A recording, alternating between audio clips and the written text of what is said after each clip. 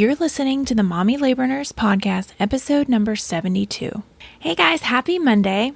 So this week I am going to do a Q&A all about inductions. We get a fair amount of questions on our Instagram page and DMs and just in story questions of you guys asking a lot about inductions. So I figured I would come on here and talk a little bit about inductions. So at the hospital that I work at, we do a fair amount of inductions. So I'm pretty darn familiar with them.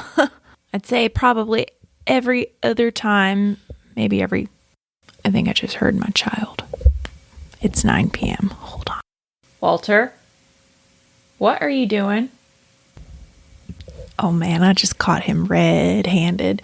He came downstairs, moved the bench over to the pantry, climbed up on the bench, got a pack of mini muffins, and he was like walking over to throw the wrapper away, and I like caught him as he was walking with the wrapper in his hand. Oh. Okay, so back to inductions. So yeah, I would say every other time that I work, or maybe every 3 times that I work, I have somebody taking care of somebody who's being induced. So yeah, here in the United States, they're pretty darn common. So yeah, let's talk about them. I would say one of the most common things that happens towards the end of your pregnancy is you're not really planning on an induction, and then all of a sudden something comes up and you realize that you have to be induced for a medical reason, or you choose to get induced, or it's deemed that an induction is happening, and then it's like, oh crap, what's going on? I got to research like all of this and figure out what's going to be happening, and you have so many questions, which is totally fine. But yeah, I would say the majority of people who are getting induced aren't planning on it like early in their pregnancy. It's kind of just something that comes up. And naturally, people have a lot of questions about it. So I'm just going to answer some of the most common questions that you guys usually DM me about inductions. We're just going to dive right into it. So let's get started.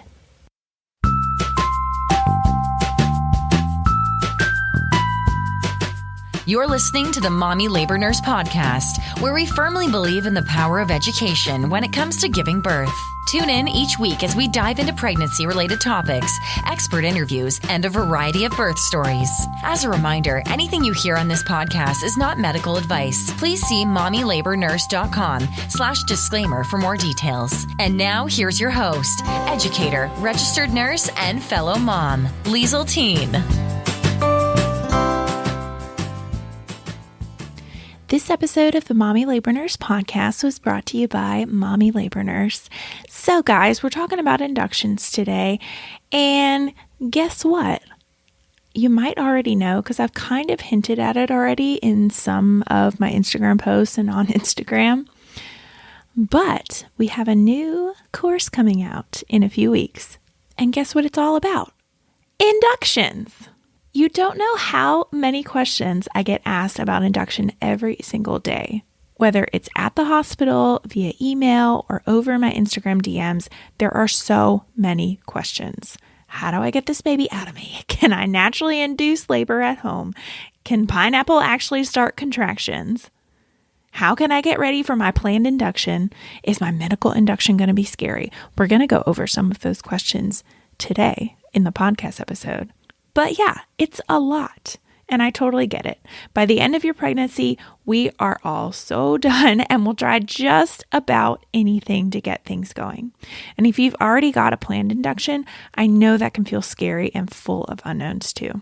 So when I realized there wasn't a complete and well-researched labor induction course out there, I knew that had to change. So in this brand new video course that's coming out in a few weeks, you will learn all about the benefits of spontaneous labor. You'll get a deep dive into natural induction methods, and you'll find out exactly what to expect from your medical induction if that winds up being what's best for you. This course covers so much and is perfect for a variety of women, including moms in their second or third trimesters that want to implement strategies throughout their pregnancy that will lead to a spontaneous labor, moms that are nearing or have passed their due date and really want to dive deep into how to get things going naturally and maybe even still want to avoid a medical induction, and even moms who already have an induction scheduled and want to get mentally and physically prepared for that big day. So like I said, this mini video course is coming out in a few weeks. I will keep you guys updated. We are doing some last minute filming for it this week, which I'm really, really excited about. But yeah, we have opened the waitlist for it. So if you want to get on the waitlist so you don't miss when it does come out, you can head over to mommylabornurse.com/getmybabyout. That's all one word, get my baby out. And you can get on that waitlist. And now let's get into this week's episode all about inductions. Oh, hi, Liesl. Welcome to the Mommy Labor Nurse podcast. Thanks so much for being here today. Oh, thanks, Liesl. It's about 9:30 on a Tuesday. And yeah, I'm just sitting here in my room on my tiny little desk and about to record a podcast episode. Oh, that's really great. So what are we going to talk about today, Liesl? Oh, today we're going to be talking about inductions, and I'm just going to answer a bunch of induction questions for all of the listeners. Oh, that's really great. Why don't you go ahead and get started? All right. Well, thanks, Liesl. Let's kick it off with the first question. What is the most common reason that someone gets induced? So that is a great question. There are many reasons why we get induced. One of the most common reasons is that you are overdue. And most practices consider this to be past 41 weeks, but many practices nowadays wait even longer, up to 41 and 6 days, before inducing for something called post dates. Basically, you went over your due date. So one of the reason, really the main reason why we induce people when they go past their due date is sometimes placentas like to act up at the end of pregnancy and not work so good and not provide great blood flow to baby anymore. They get kind of old, and there comes a certain point when it's more beneficial to induce your labor than to keep waiting for baby to make his or her own appearance on their own. So that's really the main reason. Like I said, my practice where I'm at, we usually do it right at 41 weeks. Honestly, most people are ready at 41 weeks. You're like, okay, let's get the show on the road. Come on now, guys. But I know a lot of times with this, if you are the kind of person that you're like, I really don't want to get induced. I really want to try and, go into labor naturally. I was that way. I wanted to try and avoid induction if I could. But, I was, especially with Ryland's pregnancy, I, at the end there was like, okay, I'll schedule my induction. Hopefully, if I get to 41 weeks, that's fine. But if I don't, then I'll get induced. I wasn't like, no, I will not absolutely 100% get induced. But some people are that way and some people have that choice. So a common thing that one of the practices that I work with does is that if you are, really just not so cool with getting induced right at 41 weeks, they say, okay, let's just kind of wait and see. Maybe we can do some extra monitoring and make sure that baby is looking okay on the monitor. And if baby's not looking so great, then we would recommend that you get induced. But, let's give it a few more days to see if your body will kick in naturally. And I would say half the time they do. Your body does kick in naturally between, weeks 41 and 42. Or the other half of the time, you do get that extra monitoring and baby's blood flow is just not looking as great as it was the day before, and you wind up getting an induction. So yeah, to answer that question, being overdue post dates is the most common reason that most people get induced, but there are a variety of other reasons. So another really common reason is if you have preeclampsia towards the end of your pregnancy, even people who have it, prior to 37 weeks, if it's severe, we will induce for that if baby is head down. But a lot of times we get preeclampsia at the end. Our body's, again, just not liking being super pregnant and starts to get real preeclamptic. And yeah, you start with all the typical symptoms, the swelling, the headaches, the high blood pressure, the protein in your urine. And it's just kind of a better idea to have baby on the outside than the inside. So yeah, preeclampsia is another common one. Another one is gestational diabetes.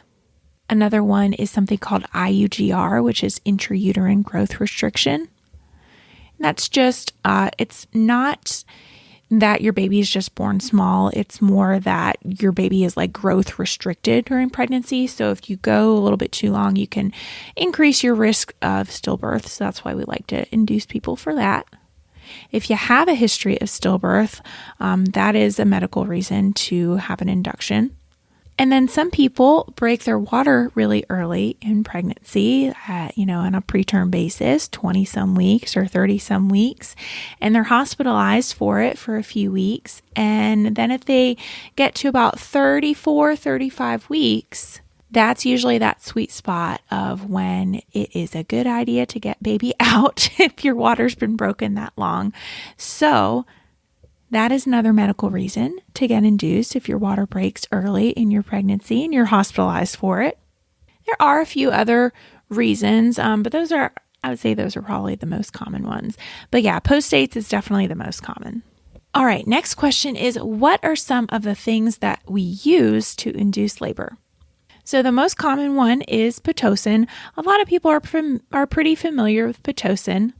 It's that IV medication that goes through your IV, and Pitocin works because it's like the synthetic form of the same hormone that your body naturally produces during labor, which is oxytocin, and it's man-made. It's in an IV bag, and we hook it up to your IV, and we titrate it really carefully. So Pitocin is one of the things that we use. Another few common things that we use are something called a Foley bulb. And a Foley bulb is just like kind of a little flexible catheter with a little bulb on the end that can sit inside your cervix. And it helps to manually kind of dilate your cervix and prep your cervix for your induction.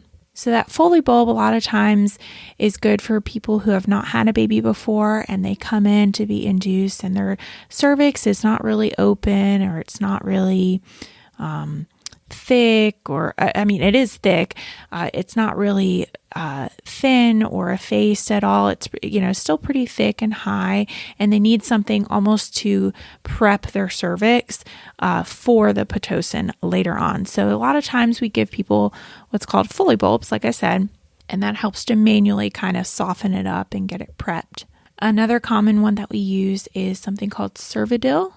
And Cervidil is just a prostaglandin that's inserted vaginally. So it's a medication, and it works similarly to a Foley bulb in that it helps to kind of prep your cervix. It doesn't work as much like Pitocin, where it gets you really contracting. It just kind of really preps that cervix. So Cervidil is one of them. Cytotec is another medication similar to Cervidil that preps your cervix.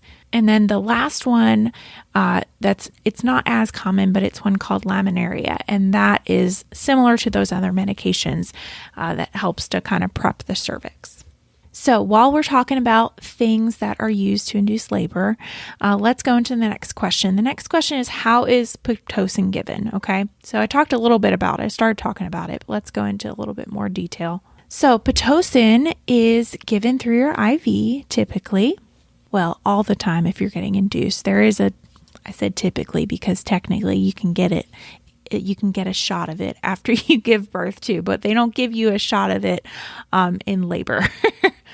But anyways, so Pitocin is given through your IV if you're being induced, and we titrate it very well on an IV pump. So basically what happens if you're a first-time mom and your cervix is not dilated at all, but really, typically what they'll do is they will prep your cervix with one of those methods. They'll put a Foley bulb in, or give you medication to prep your cervix for usually hours. Usually it's like an overnight kind of process, or all day or something like that. And then once your cervix has been prepped a bit and it's a little bit open and a little bit softer and a little bit more thin, then we will get the Pitocin started through your IV. If you come into the hospital and your cervix is already prepped. Your body has already prepped it itself. And maybe you're sitting at 2 centimeters or 3 centimeters and, your cervix is pretty thin, then a lot of times we don't need anything to really help to extra prep it, like a Foley bulb or Cervidil or Cytotec or anything like that. We can just kind of start Pitocin when you get there. And usually, if you're a second-time mom, that's usually what happens is you come in, you don't really need any prepping agents. We just kind of start Pitocin. But every once in a while, we'll have first-time moms come in and, their bodies have already kind of prepped their cervixes and, they don't need anything else. We can just start Pitocin. But I would say most commonly what happens is if you're a first-time mom, you get those prepping agents for a long time, and then you get Pitocin through your IV later on. If you're a second or third or fourth or fifth-time mom, you'll come in and usually your body has already prepped your cervix and we'll just kind of start Pitocin from there. So like I said, Pitocin is given through your IV. And that's another common question I get from people is, do I need an IV? Do I really need an IV if I get induced? And unfortunately, if your provider's planning on giving you Pitocin, which is the thing that works the best, you do need an IV. So yeah, we hook you up to the IV drip and the IV pump and get the show on the road. So every hospital is going to be a little bit different in the policy that they use for Pitocin. So your numbers might be a little bit different than mine. But typically what we do is we get the Pitocin started at 2 milliliters an hour, which is less than half of a teaspoon. It's a very, very small amount. And then we usually titrate it up by 2s, okay? 2, 4, 6, 8, 10, 12, 14, 16, all the way up. And some hospitals say, whoa, stop at 20, don't go any higher than 20. Some hospitals say, whoa, stop it, don't go any higher than 40. My hospital says, whoa, stop it, don't go any higher than 40, okay? I would say most moms don't need a full 40 units of Pitocin an hour to get them in labor, but some do. So yeah, what we do is we start off at 2 and then we bump it up every 15 minutes by 2s, okay? So I start you off 2 milliliters an hour. Let's say it's 8 o'clock in the morning. 8 o'clock it's 2, 8:15 it's 4, 8:30 it's 6. And I just keep going up until you start to go into labor. For some moms, it is going to be a real quick process. Like within that hour, you're, starting to really cramp and have contractions. Some moms, it takes, a couple hours to really start to feel some things. So yeah, it kind of starts off like that. And obviously, if we're starting the Pitocin, I'm also monitoring your baby and seeing how baby is doing and seeing how your contractions are doing. And if baby is ever looking not so hot or your contractions are like super crazy close together, that's when I say, oh, okay, let me not go up so fast on the Pitocin, or let me turn the Pitocin off, or let me pause it. So yeah, that brings us to our next question. Do I have to be on continuous monitoring when I'm induced? Yes. So when people find this out, sometimes they're bummed if you had your heart set on intermittent monitoring or another type of monitoring. But some people get kind of bummed when they hear, oh, I have to stay on this monitor the whole time that I'm induced. Ugh, yuck.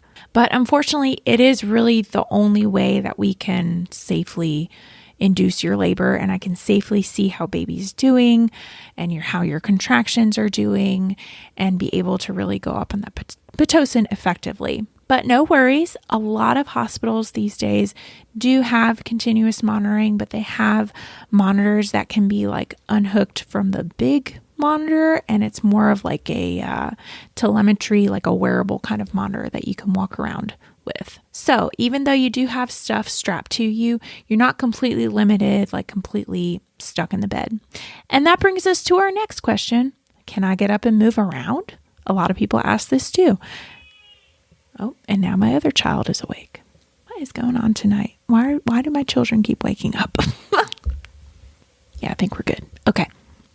All right, so back to the question of, can I get up and move around? So yes, unless you are being induced for a medical reason,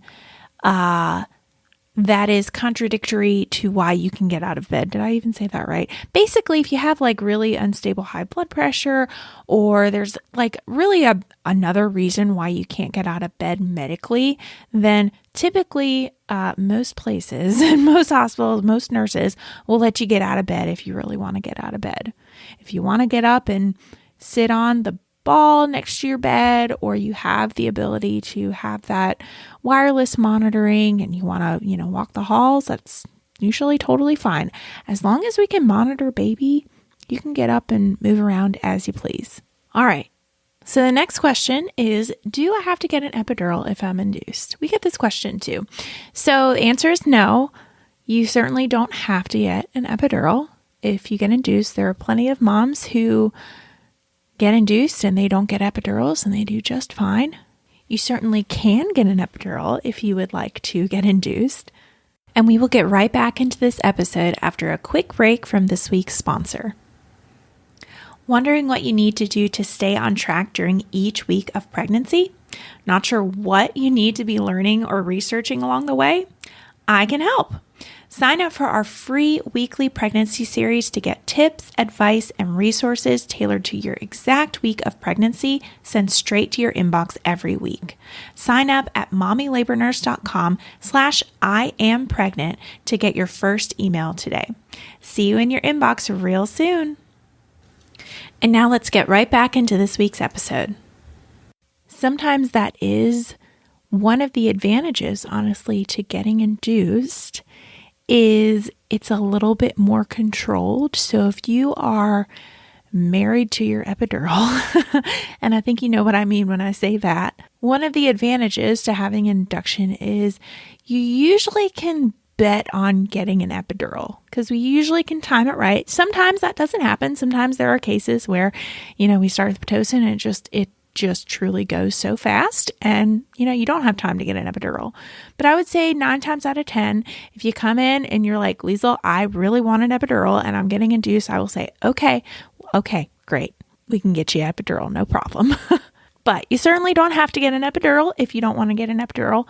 I know plenty of moms. I've seen plenty of moms give birth. A lot of moms in our Facebook group who share their birth stories. They get induced and they share, natural induction stories. It happens all the time and it is certainly doable. All right. So the last question is, will my postpartum experience be any different since I got induced? So really the answer is some things, but really no. It's going to be pretty similar to somebody who just had a spontaneous labor. So one of the most common things that we see after moms get induced is they have quite a bit of swelling. And we see that with moms who also go into spontaneous labor and they may have epidurals, because a lot of times we give all the time, we give fluid. We give like extra fluid when you get an epidural. We also see increased swelling after moms have C-sections because we give you extra fluid through your IV. And when you get induced, it's no different. You just get extra fluid through your IV. If you get an epidural on top of getting induced, that's like extra fluid. And all that fluid sitting around can, definitely cause some swelling. So what I usually advise moms is that, don't be surprised if your feet are more swollen in the few days after you give birth than they were when you were pregnant. Eventually you do diuresis and your kidneys really start flushing all that fluid off, and you pee a whole lot the first week after you have a baby and get all that fluid to go away. But it can be quite alarming, to say the least, when you see all of this swelling after you're like, wait a second, I thought I had swelling when I was pregnant and now I'm not pregnant. Why do I still have all this crazy swelling in my feet? So yeah, I would say that's the most common thing that we see that I tell people to watch out for in their postpartum experience. Really, a lot of the other stuff is the same. You're still going to be bleeding pretty much the same as somebody else who had a vaginal delivery. You're still going to have to do pericare and take care of, if you have a tear, take care of your tear. It's not, it's really, really, really similar, other than you might have quite a bit of swelling. All right, so that is it for this little episode. just little, we're coming out with a mini course. So I figured I'd do like a mini episode, right? So yeah, I told you guys in the beginning of this episode that we were coming out with our mini induction course. It's launching in a couple weeks. And this episode was a nice little prep for that course that's coming out. So if you're interested, there's a whole lot more in that course that I shared in this episode about inductions and about natural induction and just a lot. So be sure to check it out. Like I said in the beginning, if you want to get on the wait list for that course, that little mini video course that we're coming out with, you can head over to mommylabornurse.com/getmybabyout. That's all one word. And that will get you on the wait list. We'll send you an email when it comes out. All right, guys, I'll see you on the next one.